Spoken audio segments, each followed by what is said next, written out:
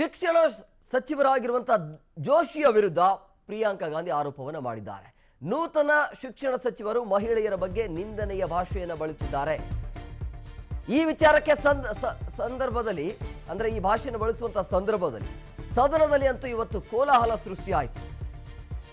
So ಹಾಗಾಗಿ ಪ್ರಿಯಾಂಕಾ ಗಾಂಧಿ ಅವರ ಹೇಳಿಕೆ ವಿಚಾರಕ್ಕೆ ಸಂಬಂಧಪಟ್ಟಂತೆ ತಮ್ಮ ಹೇಳಿಕೆಗೆ ಕ್ಷಮೆ ಕೇಳಬೇಕು ಅಂತ ಹೇಳಿ ಹೊಸ ಶಿಕ್ಷಣ ಮಂತ್ರಿಗಳ ಬಗ್ಗೆ ನಿಂದನೆಗೆ ಆಕ್ಷೇಪ ವ್ಯಕ್ತ ಆಗ್ತಾ ಇರುವಂತಹ ಹಿನ್ನೆಲೆಯಲ್ಲಿ ಸಂಸದೀಯ ವ್ಯವಹಾರಗಳ ಸಚಿವ ಕಿರಣ್ ರಿಜಿಜು ಇದರ ಬಗ್ಗೆ ಆಕ್ಷೇಪವನ್ನು ವ್ಯಕ್ತಪಡಿಸಿದ್ರು. ನಿಮ್ಮ ಹೇಳಿಕೆಯಲ್ಲಿ ಸಾಕ್ಷ್ಯಾಧಾರ ಇದೆಯಾ ಅಂತ ಹೇಳಿ ಪ್ರಿಯಾಂಕಾ ಗಾಂಧಿ ಅವರು ಸಾಕ್ಷಿ ನೀಡುವುದಾಗಿ ಹೇಳಿಕೆಯನ್ನು ಕೊಡ್ತಾರೆ. ಆದರೆ ಸತ್ಯಾಂಶವಿಲ್ಲದೆ ಹೇಳಿಕೆಯನ್ನು ನೀಡಬೇಡಿ ಅಂತೇಳಿ ಸ್ಪೀಕರ್ ನೇರವಾಗಿ ಎಚ್ಚರಿಕೆಯನ್ನು ಕೊಟ್ಟರು ಪ್ರಿಯಾಂಕಾ ಗಾಂಧಿ ಅವರಿಗೆ. ಸೊ ಈ ರೀತಿಯಾಗಿ ಹೊಸದಾಗಿ ಅಂದರೆ ನೂತನ ಶಿಕ್ಷಣ ಸಚಿವರಾಗಿ ಪ್ರಿಯಾಂಕಾ ಗಾಂಧಿಯವರ ಅಂದರೆ ಪ್ರಹ್ಲಾದ್ ಜೋಶಿ ಅವರ ಒಂದು ಶಿಕ್ಷಣ ಸಚಿವಕ್ಕೆ ಅಂದರೆ ಬೇರೆ ರೀತಿಯ ಸ್ಟೇಟ್ಮೆಂಟನ್ನು ಕೊಟ್ಟಿದ್ರು.